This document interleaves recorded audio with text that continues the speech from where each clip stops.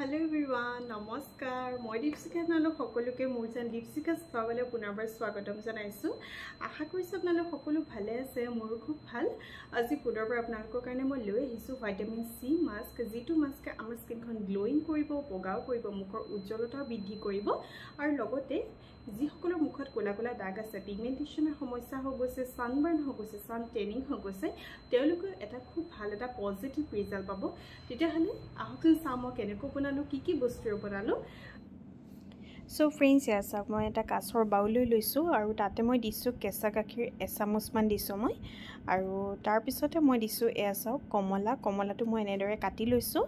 আৰু কমলাৰ ৰসটো লাগিব আমাক যেহেতু সেইকাৰণে মই এনেদৰে কমলা এফাল মই এনেদৰে কাটি লৈছো আৰু এচাও কেঁচা গাখীৰখিনি ওপৰতে মই এনেদৰে কমলাৰ ৰসটো দি দিছো আমি সকলোৱে জানো যে ভিটামিন সি সোৰ্স হয় কমলা আৰু মুখৰ উজ্জ্বলতাও বহুত পৰিমাণে বৃদ্ধি কৰে বগা হোৱাত সহায় কৰে কমলাই গতিকে এচাওক আৰু এই বাকলিটো আপোনাকে থৈ দিব পিছত কামত আহিব মই কম বাৰু তাৰ পিছতে মই দিছো মৌ আধা চামুচ মান দিছো মৌয়ে আমাৰ স্কিনখন কি কৰে হাইড্ৰেট কৰি ৰাখে খুব ধুনীয়াকৈ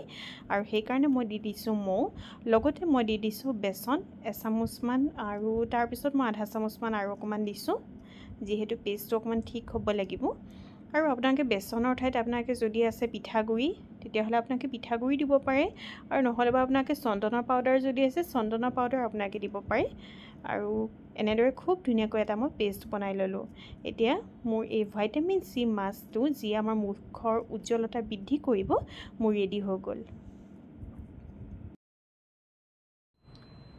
So friends, কেনেকৈ পালে আপোনালোকে মোৰ এই মাস্কটো খুবেই বেছি ইজি নহয় জানো আৰু খুব কম বস্তুৰে হৈছে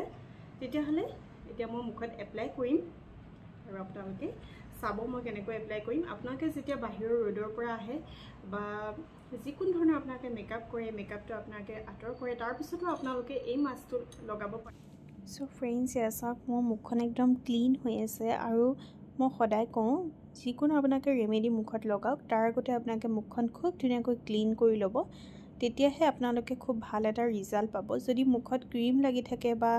যিকোনো ধৰণৰ ময়শ্চাৰাইজাৰ লাগি থাকে তাৰ ওপৰতে আপোনাকে যদি যিকোনো ধৰণৰ এনেদৰে